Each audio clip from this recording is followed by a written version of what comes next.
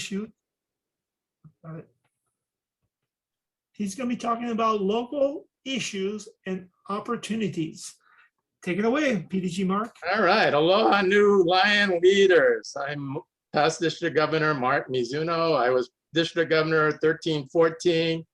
I consider myself one of the luckiest people in the world. I got inducted in Hamburg, Germany.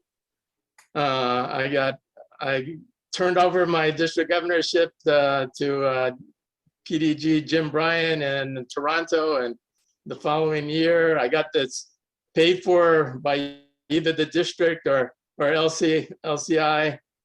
And because of that, since they paid for me to go to Hamburg and partially paid for my wife to go, I was able to bring my kids over. So we had a big family vacation in Europe and went to Italy and Switzerland and France and London, England. So it was one of the best years of my life being district governor. And you know, some people say when they're done that they wouldn't do it again. I would do it in a second. Honestly, I would do it in a second. Anyway, you've arrived at the last session of the Hawaii Regional Lions Leadership Institute. Congratulations. Give yourself a hand. You either on your own pursued this opportunity or were encouraged by a cohort to do so. Therefore, either you believe you can be a leader or someone believes you can be a leader. So what makes a great leader? You first learn from PDG Cecilia that you need to know organizational fundamentals, structure, philosophy, and pursuits. You then learn from VDG Gary that only through working in teams will you be able to accomplish seemingly unsurmountable obstacles. PDG Chris taught us that team diversity is an opportunity to view problems and solutions through different eyes. One of the main excuses for not joining a Lions Club is lack of time. How many times have you heard that? You've asked somebody to become a Lion, they said, I just don't have enough time. Well, Lion Jim showed us that through proper time management, it is possible to make time not only for your family, their work, and also community service. And in reality, really, you make time for what's important for you. Lion David taught us that when you speak, you must communicate to others in a way to convince them that they should follow along, join the team, get on board, and how to keep your attention.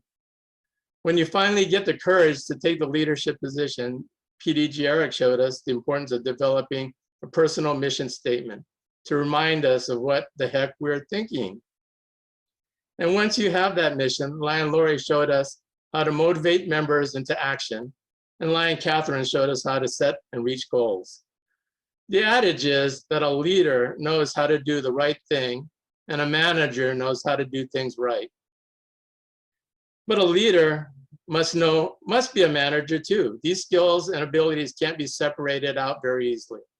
Both need to be a mix. A leader must be someone who can see what needs to be done and help the team plan and organize the getting it done.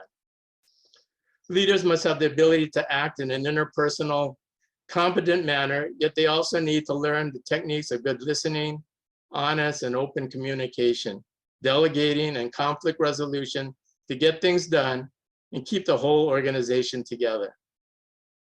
These are just a few of the skills of a great leader, but you will get by with only some of these skills, or maybe even none of these skills, as long as you have good people behind you to fill the gaps. To sum it all up, I'd say a good leader must have a purpose that is larger than he or she is, and the balanced personality and skills to put that purpose into action. So next, this is a review pretty much of the sessions that we will go. It's a review of the many things that you've learned so far in these sessions. So if you looked at what you were given before this session, there's like 2 blank pages, and you're going to use those pages now. So now that you have the tools to become great leaders, let's put them to work. Leaders in our organization are tasked to not only set goals and motivate members towards those goals, but they must also deal with unexpected obstacles and embrace new opportunities. So please get out the first piece of paper, and you have 1 minute to write down the first thing that comes to your mind. Don't think about this. Take 1 minute and write down the first thing that comes to mind that is an obstacle to being a lion or staying a lion. 1 minute, just write it down on your piece of paper. First thing that comes to your mind, don't think about it. Be honest. Some examples are maybe the pandemic slowed down your club. Maybe you have boring meetings. Maybe your club doesn't have projects. Maybe it costs too much to be a lion. Maybe you don't have time. Maybe there's a lack of leadership in your club. Maybe you're not given a leadership opportunities. Or maybe you just don't have any voice in your club. I mean, you could use some of those, but hopefully you think of others.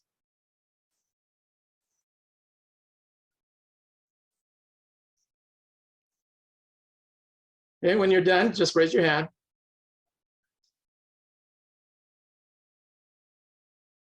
Okay, if you've completed that, the next thing is think of what may be the possible ways of getting around these obstacles. Another minute, just write down what comes to mind. What are possible ways you can get around the obstacles that you wrote down?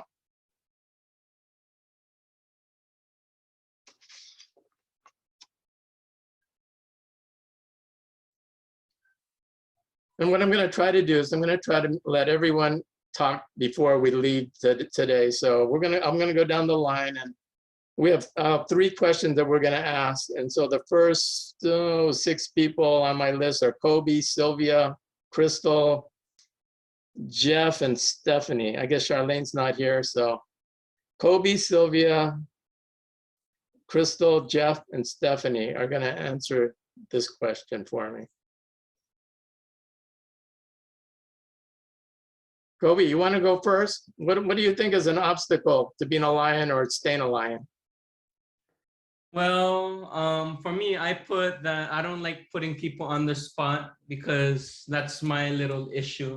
That's my issue personally. I don't like to just put anybody on the spot. And a way I can try to get better at that is just don't put people on the spot. Just bring it up in casual conversation instead. Okay, great. Sylvia? I have been offering some friends, and yeah, the excuse is time for them. But I think one of the main problems probably is the location that we are.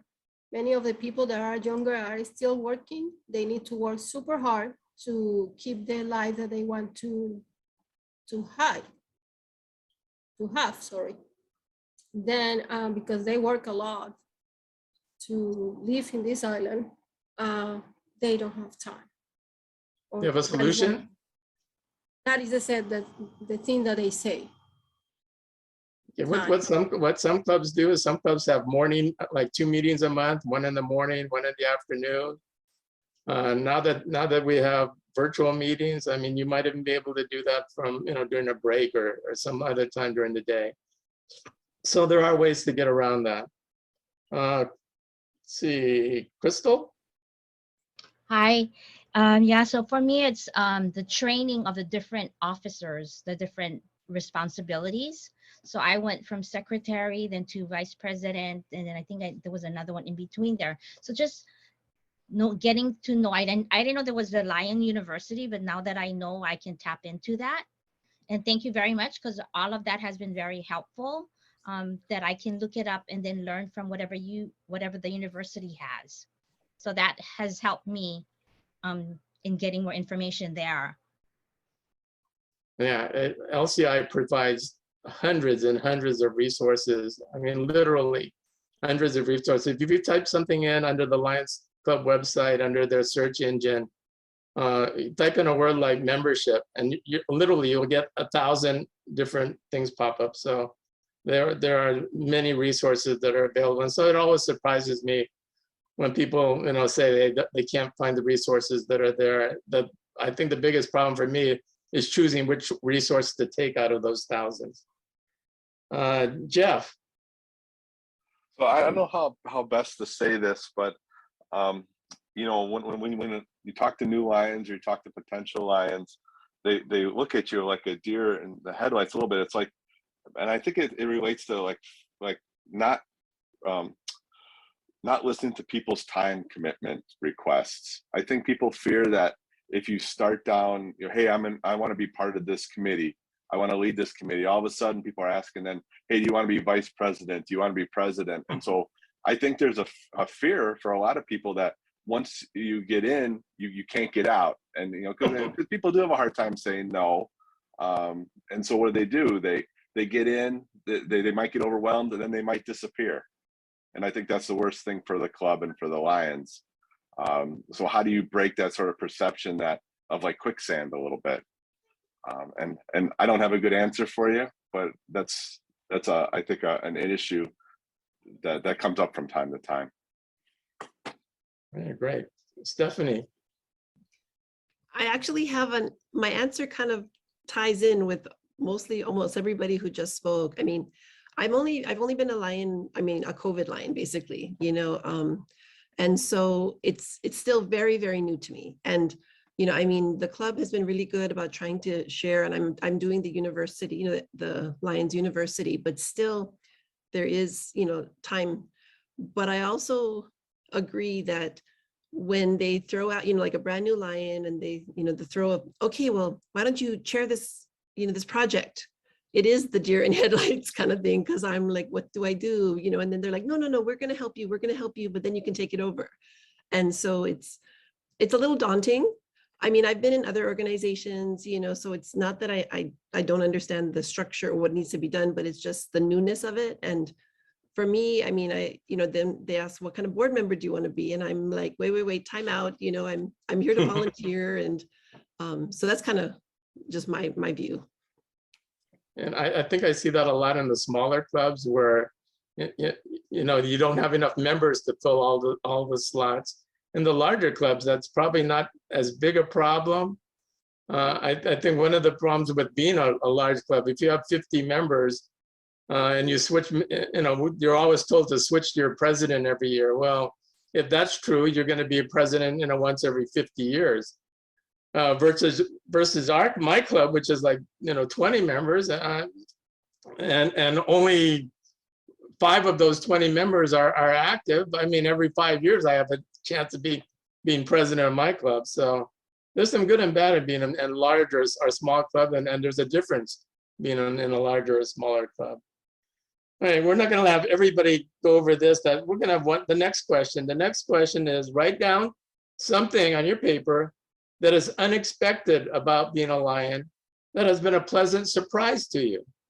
Some examples may be lifelong friends that you've made, the smallest someone that you helped in a project, networking opportunities, learning leadership skills, or just personal support.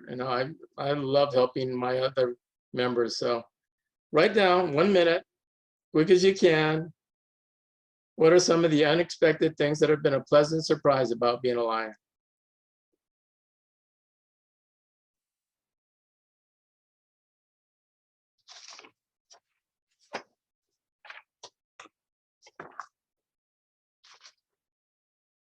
Okay, when you're done, raise your hand.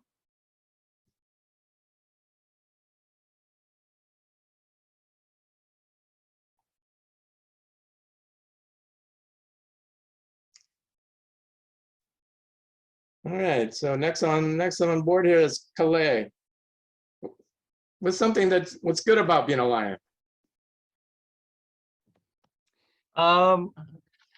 When I first started, the first thing I wanted to do was understand what the reasoning behind, like somebody I really look up to is like Tokutani, who's been in for 50+ years, and what his dedication and his loyalty to the Lions Club, knowing that he lives in a different community, yet he serves in Kahalu'u, his loyalty and dedication, real quick, he told me a story about how when he became, I'm not sure if I can share this, but it really inspired me, but how dedicated he was. He said, as a PDG, something about you are not able to drink alcohol, and so he never drank after that. But anyway, I shouldn't have said that, but I just I really appreciated and learning from him and Bob and Julia and all the other people in Lions Club, and just learning from them and understanding what their deep loyalty to the club is, and it's been very enjoyable. Yeah, that's a great story. I was my first time at the district level was being zone chair for past district governor Bernard Ho. I think that was, I believe, 2001, something like that. It's been a long time, but I was scared. I mean, I was so nervous and I was so scared. I'm leading my zone.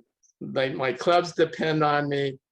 And Bernard would say, you know, if you have any problems, you can call me anytime. And I said, well, geez, he's like the vice president of HMSA. Am I gonna call him in the middle of the night and ask him some problem that I'm having with my zone? And so I would like email him and I'd be thinking about things. And at 1 o'clock in the morning, I'd finally get the nerve to like email him and figuring that in the morning I would get some answer. And at 1:05, I would be getting an answer back from Bernard saying, this is what you should be, you know, what you can be doing. I mean, he wouldn't tell me to do something, but he would give me suggestions on how to get through some of the problems that I was having at 1:05 in the morning. So there are Lions that are incredibly committed in this district to seeing that the district gets through well. So I absolutely think that. Eddie, what's something that's good for you about being a Lion?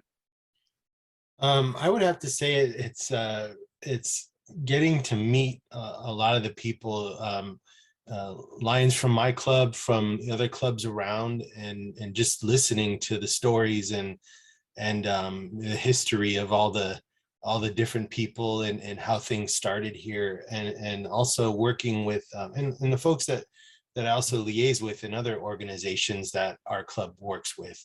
And you just really start to see and understand a lot of the culture, you know, and I've grown up in California, I've been here all my life. So, you know, seeing and experiencing the different cultures, like I said, listening to stories from all the different people and listening to the history of the Lions Club. And that's what really made me excited and wanted to become a Lion. Yeah, well, for those that know me, you know, I love the history of the Lions Club. I mean, I love the history of Lions Clubs International. I love the history of our district.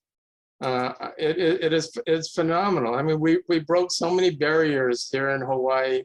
We were pretty much the outlet of getting out of this area into Asia, into the Philippines, into Japan and China and Korea and New Zealand. The history in District 50 is phenomenal. I mean, just knowing that we've done and the history that we've had has helped me a lot to appreciate what we can do in the future and why we need to keep what we're doing going. So thank you so much. Thank you. Jesse?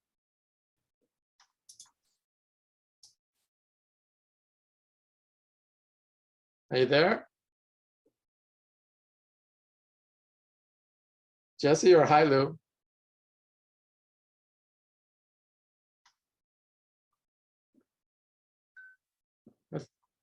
Are they on? Oh, no, I think their audio, so I think she's logging in on her phone. So Okay, well, we'll go on. Sean? Yeah, they need to be let in. All right.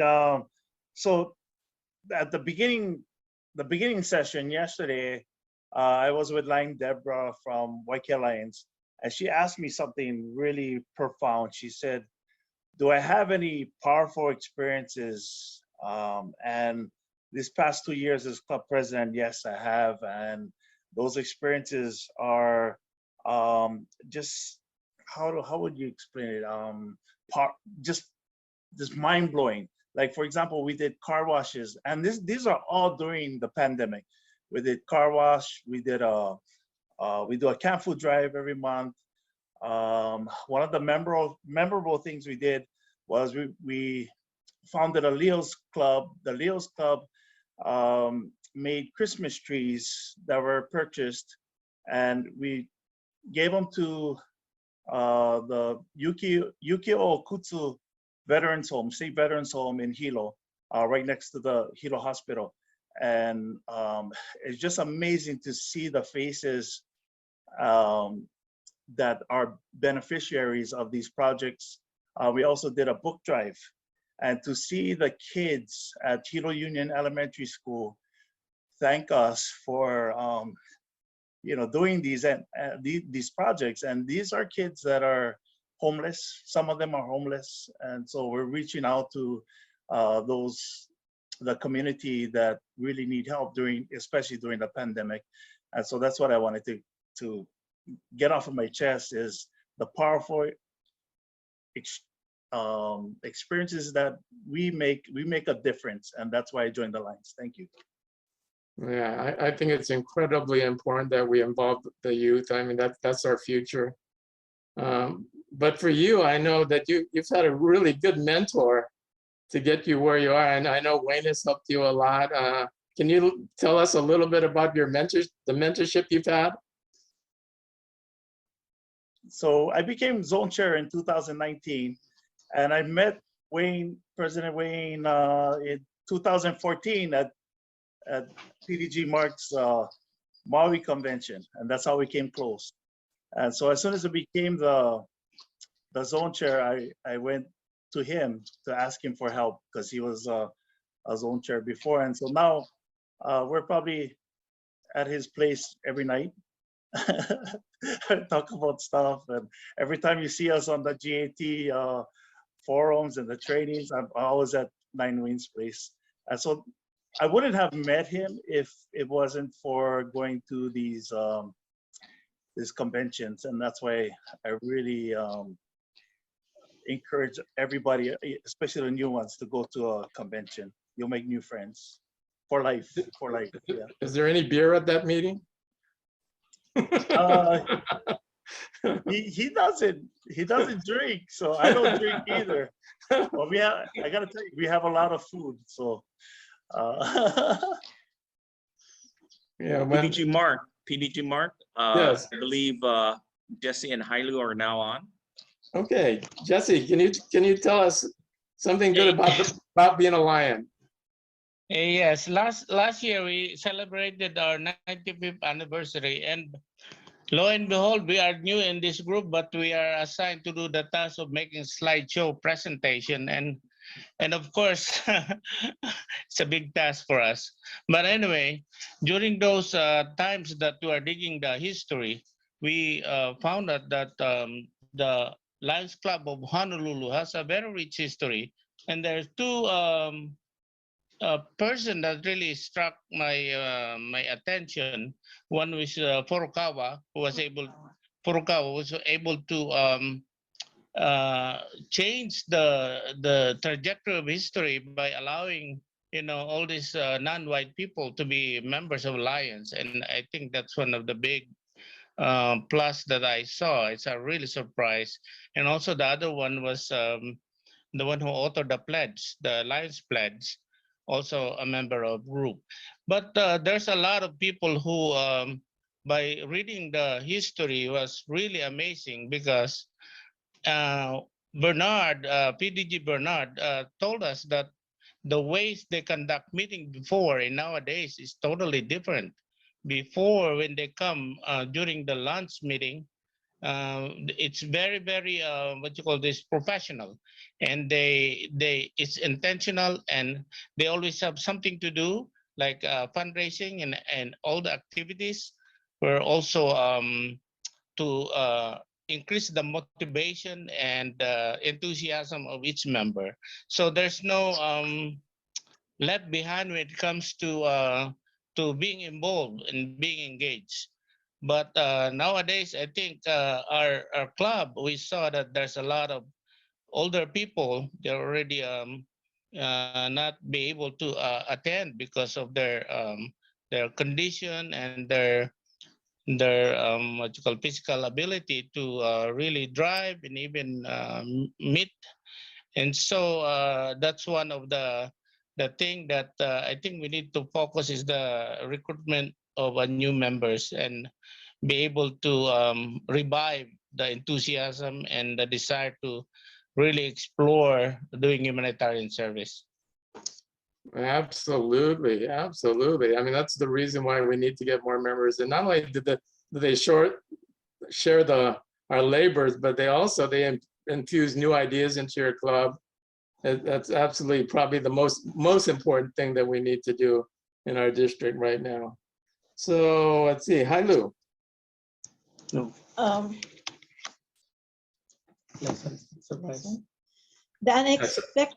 unexpected thing I learned was about lions being the knights of the blind, and that there are actual projects on vision and eyesight care, not just here in Hawaii, but around the world. And today I learned about Kyle being a recipient, and now she's not just the recipient, she is giving back. She's doing a lot of work on our chapter. And just as Jesse said about Mr.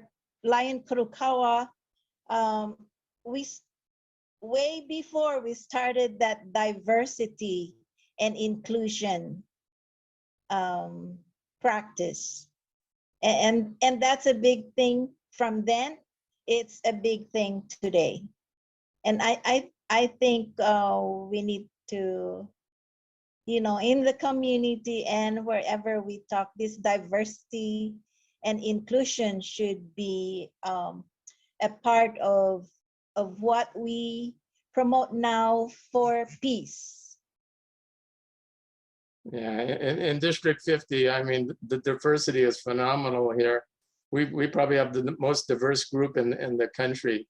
So that's really important. But the first thing you said is that you didn't know what we did. And I think past District Governor Jim, during his year, did a survey, went to a bus stop and asked 50 people, what do Lions do? And 80% of the people said they didn't have a clue what we did. And another 10% said that they bought plate lunches from Lions Club members. And then there was a few that said that they knew about the eyeglass drop boxes. And there was maybe a couple other answers, but yeah, we're the best kept secret in the state, I think. It's just phenomenal how little people know about what we do here. Okay, so we're gonna go on to the next question. And don't forget, you've written down a bunch of things, and we're gonna get back to you for these, but I wanna make sure that everybody gets a chance to talk. So the next question is, or next thing you need to write on your paper is to write down your role model or your mentor that you have read about or you've met. And this role model can be anybody. It doesn't even have to be a real person. It can be a family member, a teacher, a supervisor, a CEO, politician, an athlete, a military leader, a spiritual leader. It could even be a fictional hero, maybe Superman, a scientist, or anybody else that comes to mind. Write down a role model or a mentor to you. And when you're done with that, so that's only one or two words. So you raise your hand when you're done.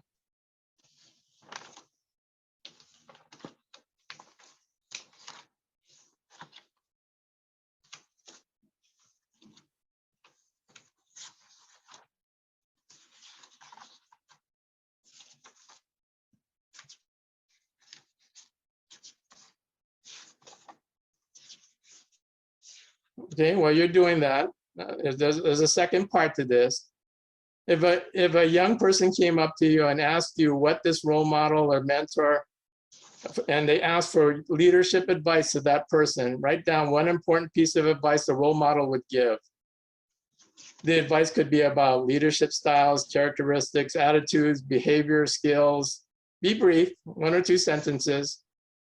If a young person went up to your role model or mentor and asked for advice on leadership, what would they say?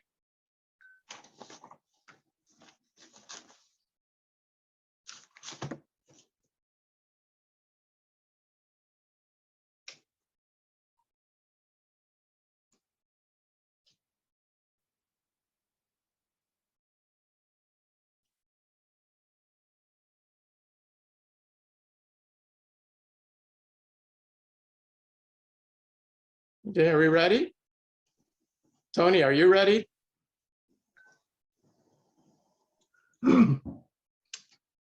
Well, let's see. It would be my mentor would be my wife, because I've been helping her with Lions Club. Maybe like maybe 6 years ago, I helped her with the Lions Club. Then 3 years later, I decided to join. So, because I used to help her with all the Veterans Day parade. I used to do all the sound for the Veterans Day parade because I had the equipment and they needed somebody to help them out with the sound. So I did that for a while, for 3 years. And then COVID came and my wife said, hey, you might as well join the club already. So I decided to join the club. But the thing about her, she has a style with her words, because she's been a salesperson like all her life. So she knows how to make people come out and talk to her. And that's my problem. I'm not very much of a talker, so because I'm a strong introvert. So she helps me with that side of the house. So that's why she's kind of like my mentor. In Lionism, spouses are considered companions in service. And I was a member for like 10 years. And then I finally asked my wife, do you want to join? And she goes, well, what the heck took you so long? I mean, she said she would have joined in day one, but I just never asked. So that's one of the things. If you have a spouse that's been involved in what you do, certainly ask them to be a member if they're not already a member. You'd be surprised that who you thought might not want to do it would actually want to do it, and are probably curious to know why you didn't even ask before. So, we always say the way to get members is you got to ask. You got to ask, and you'd be surprised for all the times you get turned down. They're going to be surprised to find out people that say, I wish you had asked me earlier. I'm the membership chair of my club, and I've gotten members that are my family members. I've got friends and I got workers. So all the members that I've gotten, which is about a dozen in all these years, are people that I know. But surprisingly, through COVID and these video meetings that we're having, I've been getting people that have asked to go online because they have a chance to, in safety, meet other members. It's a little intimidating to go to a club meeting and a whole bunch of meet a bunch of new people that you've never met before or never seen before. And so this is an opportunity actually to get new members, is to invite them to a Zoom meeting. Believe it or not, I mean, I've got like a half dozen, I got 6 people that have joined in on our Zoom meetings just so that they can meet the club members in the safety of their home. So this is a real opportunity. And I mean, I look at the Zoom meetings as being an opportunity for us. I don't think it's been a detriment to us. I know we all want to get back to in-person meetings, but I don't think Zoom meetings, even after COVID's done, are going to be gone forever, because I think it's been really helpful to our district. That's helping us, because we got 6 new members in our club now, so through Zoom meetings. Through Zoom meetings, absolutely. All right, Kimmy.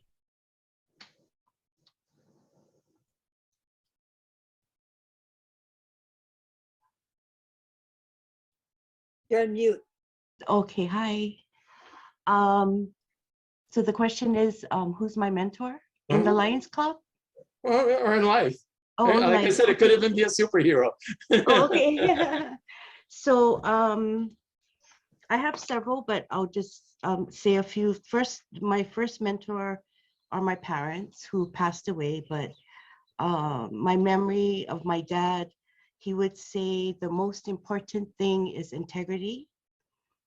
And my mom would be the one to say to stay humble. And then eventually, fast forward into life, my husband teaches me patience. He's my mentor for patience. And then as far as the club, I've made really good friends, including all of you. I feel that I'm in a good place when I'm with you. I feel that I'll get honest answers from all of you when I ask a question. And I see a lot of that in Lions, the being genuine. We look for good friends, and after all these years, life experience, I was surprised to find that majority of the people that I know that hold all of that are Lions. So thank you very much. I think good parents are good mentors to their kids. They're not dictators. They're mentors. They're people that lead the way by setting an example for their kids. And it sounds like you had great parents. So. Thank you. All right. Let's see, Deborah.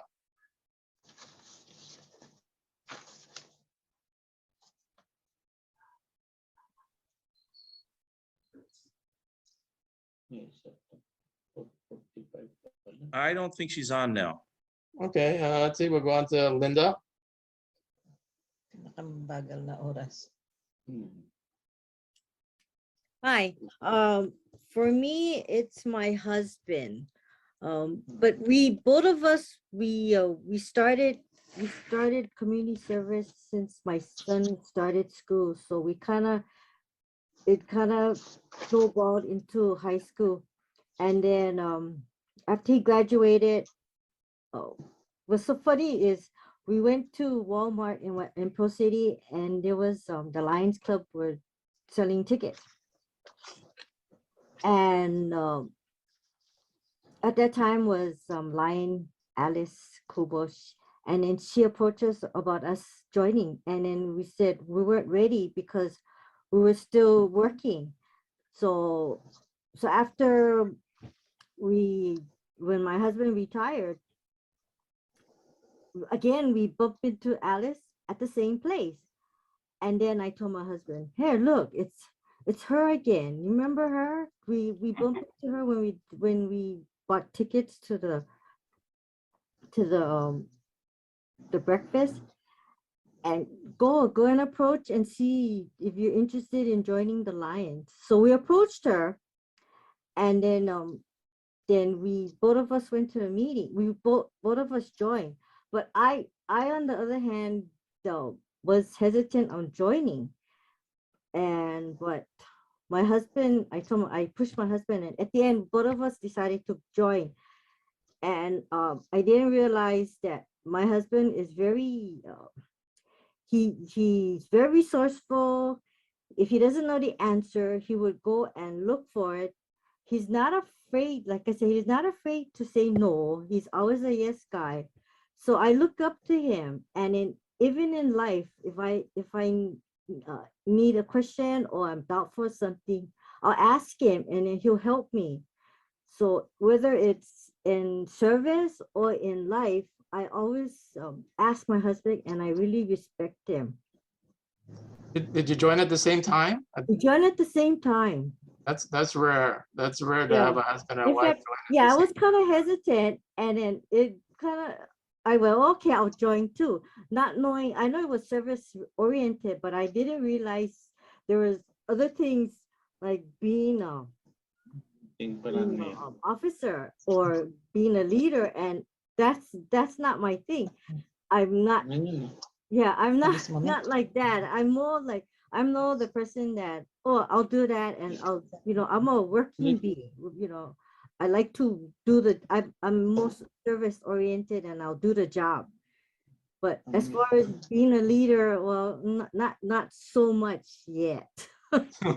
Did you seek being a member, or did somebody ask you to be a member? No, actually, that time she asked us, but we weren't ready because both of us are working, and he had a weird shift, so we couldn't really commit. And our Saturdays was we worked on Saturdays, so we couldn't say, oh, we're gonna do for service projects.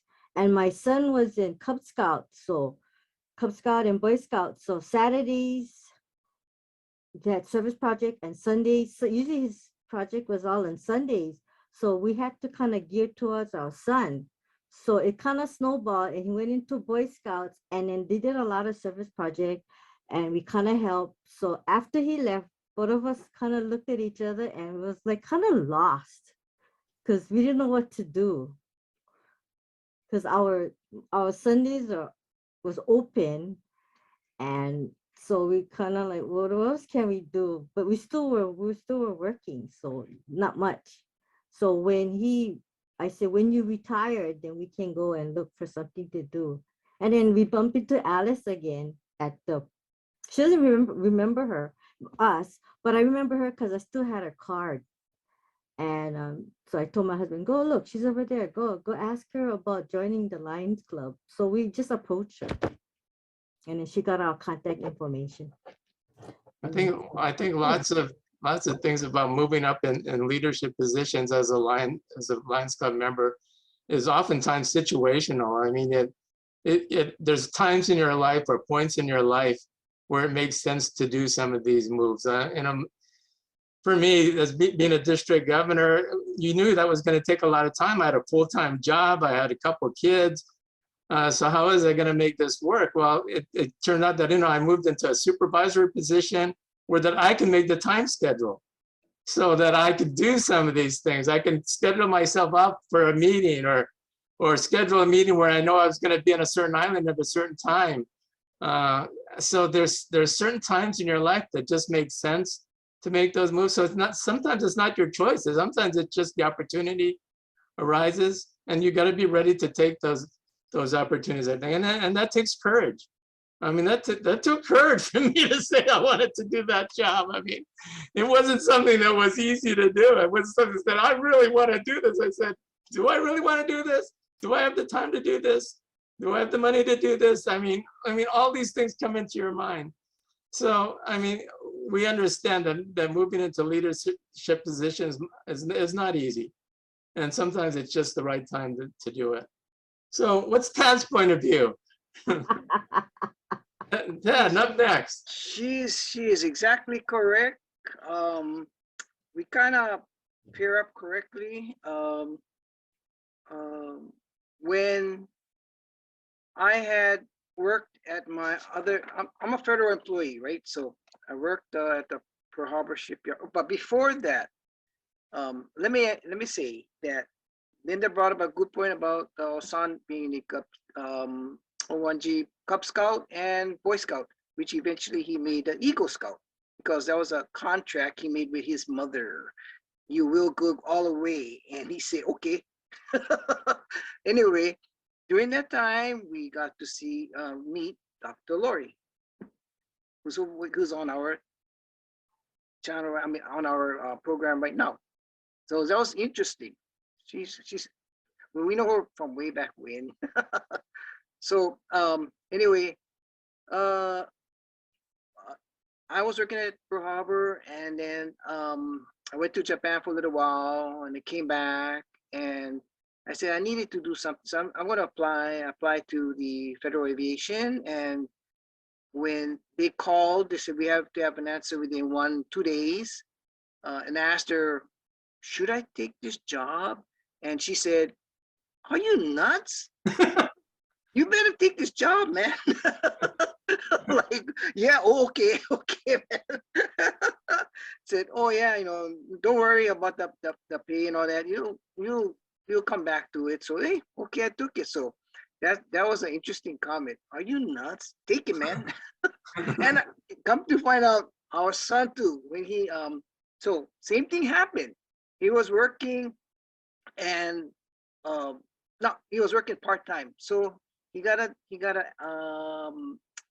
a test, and he got the apprentice for air conditioning, that trade. So he goes to my wife and said, I got this thing I have to ask if I want to take this job, and they have to let them know in 1 or 2 days. And the same thing she told him, are you crazy? Just take the job. And then look, he's now good because he works in Kona now, and he's a fire sprinkler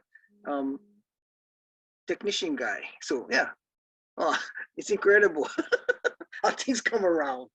I think you just got to follow your passion. I mean, you need to have a passion for what you do to be good at what you do. And sometimes those opportunities, like we said earlier, just fall into place at the right time. Strangely, I mean, for me, I think my life has been very, very effortless. things just had like fallen into place in the path of life. So You just gotta grab it, man. I've been very, very, very lucky to be where I am today. Yep. I'm very happy where I am, and Yes. like you, I mean, I run everything by my wife, and she runs everything by me, and we figure it out, and then everything seems to work out the way it's supposed to. I mean, it's amazing. I think my life has been relatively effortless. It's one of those things that you just move with the flow, and things generally, and you do what's right, and generally things will work out. Yep. All right, Hillary.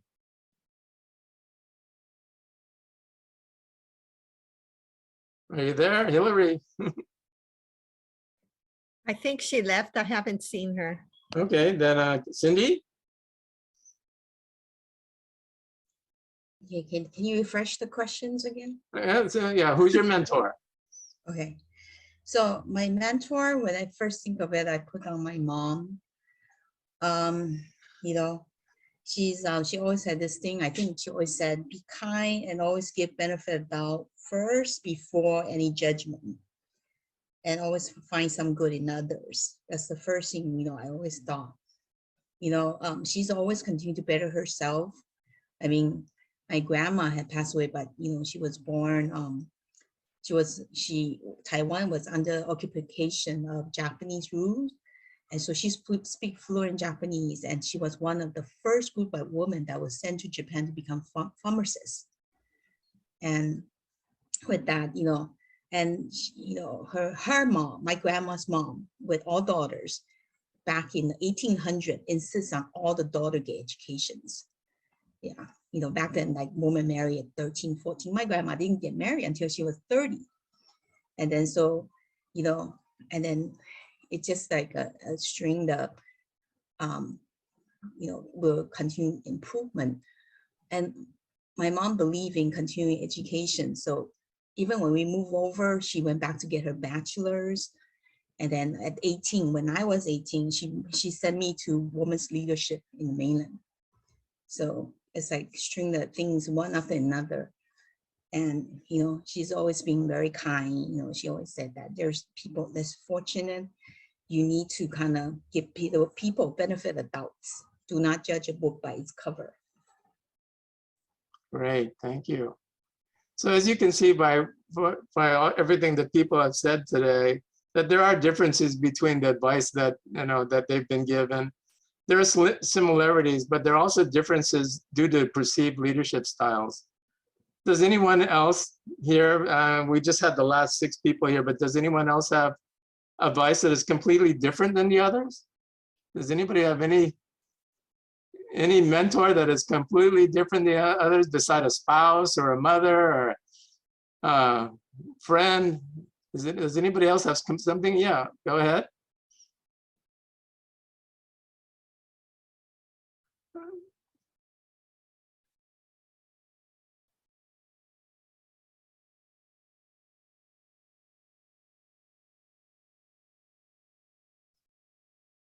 Still can't hear you. No, still can't hear you.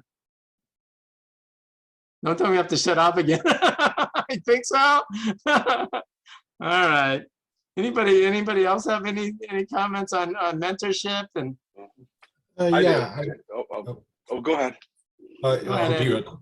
Eddie first. I had a manager that I worked with for several years, for about 15 years, and he retired recently, but he was one of my role models. He was one of the first, you know, managers I've had there, and kind of, you know, I got a lot of experience off of him, and a couple things that he basically, when he became my manager, our group got kind of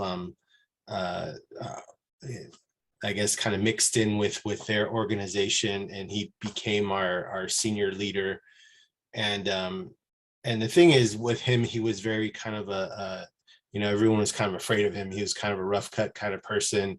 You know, his advice mostly wasn't, at the time, seemed very friendly to people, you know, but, you know, I guess me and him got along pretty good, and I started to really understand him.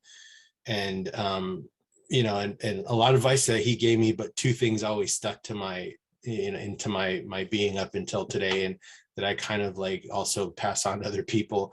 One is, don't stand there and watch, get in there and see what you can help with. And that's pretty much the best way that he reminded me that the best way to learn and grow. And then also too was always encourage others to participate and be involved with solutions. And in my company, that's kind of, what it is your management team enables you, and they give you the tools and the education to be able to do what we do. And they trust in their employees to kind of be the solution to the problems and remove the obstacles. So, he was really the perfect person for that, because he would always identify the obstacles. And if it was lack of education, he'd throw us in there and get us all, what we needed to learn to move on with the job. But he always had strange advice to encourage us, and it wasn't like always in a friendly manner. But, after a while, we understood what it all meant. And he was a really good guy at the end. Yeah, the mentorship from bosses, I guess, or supervisors are really important. I was, working at the hospital for nearly 40 years, and went through at least 6-7 different supervisors, and it's amazing what a difference it makes in the style of supervising. There are the dictators, which makes it very difficult, and then there are the encouragers that make it so much easier to work. And I guess they don't really understand that if you dictate, you're not going to get more productivity than when you allow the employee to use their own minds and imaginations to get to solutions. So that, I think that's very, very important, how your leadership style. Anybody else have any comments on mentorship? I don't know now. You can hear me? Oh, yeah, I can hear you. Perfect. Thank you. This is more than a person that inspired me. And I start to do changes in my life because that person just showing my life for casualty. I moved to this island probably 1.5 years ago. And I went to Coco Head. People that are in the island know what I'm talking about. Coco Head is just this mountain we have close to Hawaii Kai area, and have around 1,050 steps going up. I was, I started to exercise there a little bit, but every week I noticed that my knees start to sore a lot, and then I stop. Sometimes I did 4 times a week, and then I stay with pain for 2 weeks, and then I just almost give up until I met a person that he is going every week, 3 times a week, sometimes do 2 or 3 times. And then when I see the person, I say, wow, if he can do it, I will do it. He's an old guy. He's 82 years old. And he's go to Coco Head every week, 3 times a week, twice or 3 times a day. Okay. And then it's just the person that inspired me. And now I'm going to Coco Head every week, 3 times a week, twice a day. And I have been doing that for the last 6 months. And even sometime when I absent because I have been traveling, he just inspired me and said, hey, I'm on the top right now. And he sent me a picture of the top, or telling me, oh, it's raining, because even if it's raining, he's go to Coco Head and do the steps. And maybe in your mind would think, oh, but maybe that is a very cheap guy, or he doesn't have any condition. No, he has a knee condition. He has a problem in one of his toe that killing him every day. He uses special shoes. But it's just, so inspirational that many people, even younger than me or my age or older than me, have a perfect excuse that don't exercise because, oh, I'm old already, or I'm tired, or my knees, or whatever reason, until you met a person like him and notice that if he can do it, what excuse I have. And that is my inspirational, or my mentor, just to go to Coco Head every time, 3 times a week. Yeah, I don't think you can judge a mentor by what they look like or how old they are. But they're from Coco. This guy's from Coco Head, huh? Does he have an I in his last name? Anyway, does anybody else have anything on mentorship? If not, we can go back to some of these, the first questions that we had. Actually, why don't we just move on here? So, even though the advice on leadership may contradict each other, it is not as if one is correct and the other is not. This is because effective leadership requires a variety of flexible styles depending on the nature of the situation, the type of follower, and the personality of the leader. All the advice may be effective even if seemingly opposing. Now that you have heard a variety of advice from different role models, please select one of these or try to use some of these comments on role models to your advantage and see, hopefully it'll help you in your life. Remember, what you're learning today is not only about Lionism, but it's about life skills. I've always considered the Institute a life skill lesson and more than a Lions lesson, because the things you're going to learn or you should have learned in these last couple of days will go on for the rest of your life and to help you out. So I encourage you to use what you've learned to make a positive difference in your life and the lives of others. If what you learn already fits your philosophy of leadership, then things should be smooth sailing, but more often than not, you will have to modify your leadership style to fit varying situations. And that leads to the evil word, which is change. Everybody hates change. You know, that thing that raises your heart rate and makes you sweat, but change is necessary and it's inevitable. It is not easy, and it takes courage to make change. The problem you will most face when implementing change is resistance. You will get resistance from every possible direction, and perhaps this is the single largest obstacle to progress, but with courage, persistence, dedication, you can do it. Have you ever wondered why somebody didn't do something when they saw something that needed to be done? You know those posts that Garrett puts on, past district governor Garrett puts on about cars parking and stalls that they're not supposed to be parking on. Have you ever wondered why somebody didn't do something about it? Well, if you remember, you are somebody. Go out and be the change you want to see. So in summary, the local issues that we have that we see every day in Lionism is, membership and retention. We average almost 200 new members a year, district-wide, year after year, 200 new members. So do we have a problem with membership?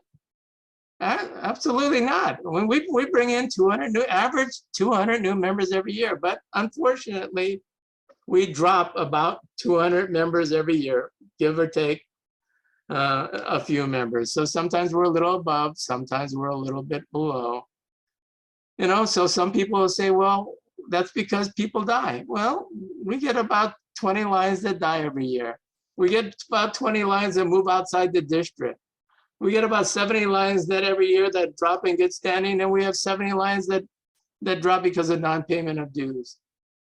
Thus, this year, there's been a push to re-engage those 140 annual drop members that remain in Hawaii each year. There's also been a push to form new specialty clubs composed of members with a common special interests. On the leadership, one of the reasons identified for club decline is the lack of leadership. Many leaders are recycled, and most clubs don't have a coordinated program to nurture new members. And thus, most leadership training has come exclusively at the district and international level, such as this Regional Lions Leadership Institute. It is very rare to see a club that does their own leadership training. As a 501c4 nonprofit service organization, this is the main reason why we exist to serve our communities, and we've done a pretty good job at that.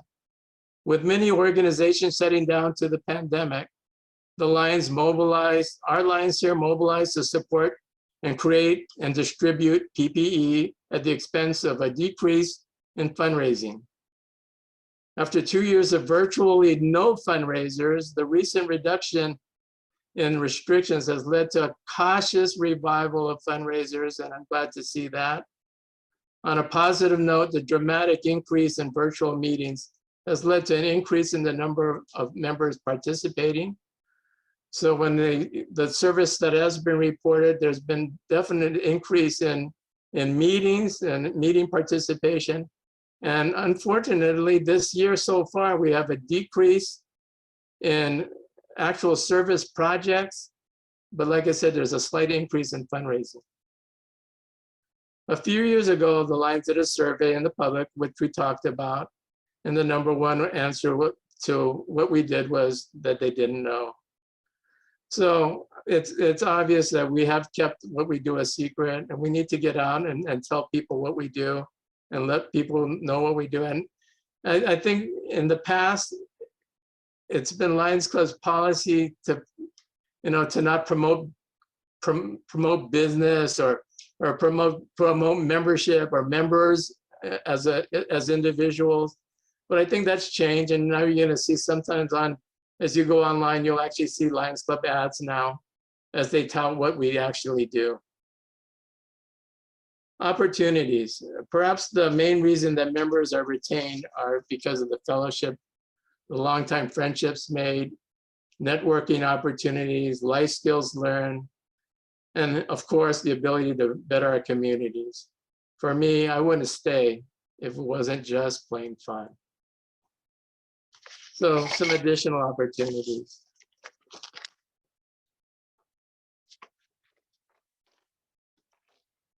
Let's talk a little bit about the Hawaii Lions Foundation, since that got brought up today, and the Lions Clubs International Foundation.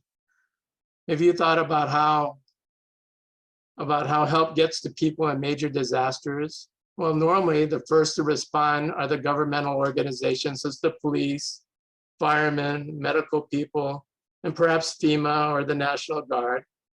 That is expected in most modern industrialized nations, but not all countries have those resources, or maybe in political turmoil and cannot quickly respond. This is where non-governmental organizations, NGOs, step in, such as the Red Cross and the Lions Clubs, and the hundreds of small local nonprofit service organizations. What makes HLF and LCIF special is that HLF can give immediate statewide response, and LCIF can give immediate worldwide response to pressing humanitarian needs directly through the thousands of Lions Clubs in almost every corner of the world. HLF has provided generators, water, food, everyday essentials, as well as funded local Lions Clubs to carry on their mission of community service during times of need. LCIF doesn't send funds directly to governmental organizations where it can be lost in bureaucracy. It sends funds directly to local Lions Clubs in disaster-stricken areas where it can be put to best use. Examples are the earthquakes in Nepal that knocked out roads and prevented aid from getting in. LCIF wired funds to local Lions Clubs in isolated areas that could be used to immediately purchase supplies from local vendors and farmers ahead of governmental organizations. The same could be said of countries affected by the Indian Ocean, Japan, and Caribbean hurricanes and tsunamis that wiped out huge chunks of infrastructure, thus mobilizing hundreds of Lions Club members to respond with the support of LCIF. Where there is a need, there is a line. So we're gonna, looks like, end a little bit early here. We were supposed to have 2 people do this, and one couldn't make it today. So thank you so much for spending the weekend with us. We hope in some way that we have motivated, energized, and encouraged you to move into leadership positions. You're all amazing. You've learned a lot in 2 days. I've learned a lot in 2 days, and hopefully you've been energized to go out into your communities and make a difference. Remember that the best Lions Clubs are those that give all members the opportunity to voice their opinions and nurture members into leadership positions. The Lions Clubs that don't do well are those that are resistant to change. If you are in one of those clubs, go back and plant the seeds of change. It won't be easy, it won't be fast, but be persistent and your ideas will take root. Best wishes for a fulfilling new year. Thank you for your time, your enthusiasm, your sharing. If I can be of help to you in any way, please don't hesitate to contact me anytime. Like Bernard, at 1 o'clock in the morning, I'll answer you. So don't hesitate to contact me if you need any help. And thank you so much for what I've learned and what you've taught to us. So aloha, that's it for me.